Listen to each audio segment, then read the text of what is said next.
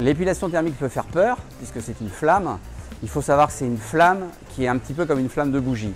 Donc vous passez la main, il ne se passe rien, c'est chaud, mais ça ne vous brûle absolument pas.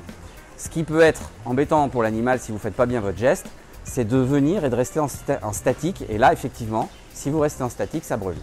Par contre, si vous êtes toujours en mouvement, comme vous pouvez le constater, il n'y a absolument aucun risque. Et ça brûle le poil sans brûler la main, donc sans brûler la mamelle de la vache. Mais avec ton nouvel épilateur, mais pourquoi épiler en fait les mamelles des vaches? Il y a plusieurs raisons. Moi je dirais que la raison principale, c'est avant tout l'hygiène. Les vaches qui sont sur air paillé ont plein de paille, brins de paille accrochés sur les poils. À la traite, ces brins de paille traînent des bactéries, ce qui peut polluer le lait, ce qui peut, après la traite, avant la fermeture du sphincter, faire remonter des bactéries dans le pied de la vache et donc générer des mammites. Donc si on épile bien, on va avoir moins de cellules butériques dans le lait, on va avoir une meilleure hygiène et puis on va diminuer notre risque de mammites. Et ton épilateur, c'est plus répandu l'épilation en traite robotisée ou en salle de traite? Alors aujourd'hui, c'est beaucoup plus en salle de traite automatique, pas de traite automatisée, puisque effectivement, quand tu as un robot de traite, concrètement, les fabricants de robots imposent d'épiler de façon à ce qu'il n'y ait pas d'incident lors de la traite pour la détection des caméras quand ils viennent positionner les trayons. Mais pour moi, l'intérêt principal de l'épilation reste quand même un problème d'hygiène, donc diminution des mammites, ce que l'on a dit tout à l'heure, et aussi un gain de temps.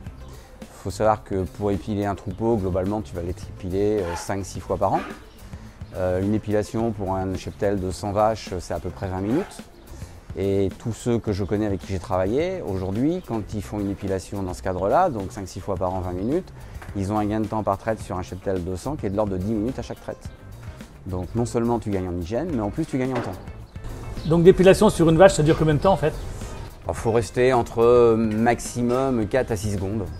C'est le temps idéal, ça ne sert à rien de rester trop longtemps, c'est ce qui va faire que ça ne brûle pas et que ça se passe bien.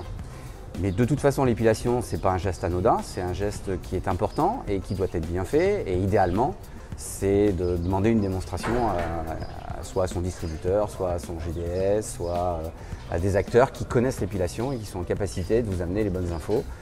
Ce qu'il faut savoir aussi, c'est par exemple sur la première épilation, s'il y a beaucoup de poils, c'est un geste qui est un petit peu différent pour éviter de brûler le pied de l'animal.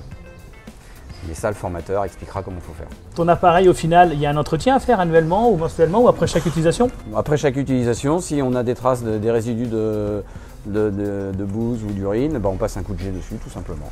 C'est tout. Il n'y a rien d'autre à faire. Dernier point sur les intérêts de l'épilation, c'est pour ceux qui utilisent les brosses à trayons.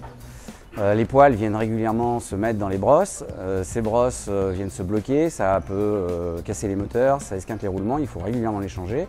Alors que si on épile, effectivement la brosse à trayons n'a plus de poils dedans, donc on préserve la durée de vie de la brosse à trayons.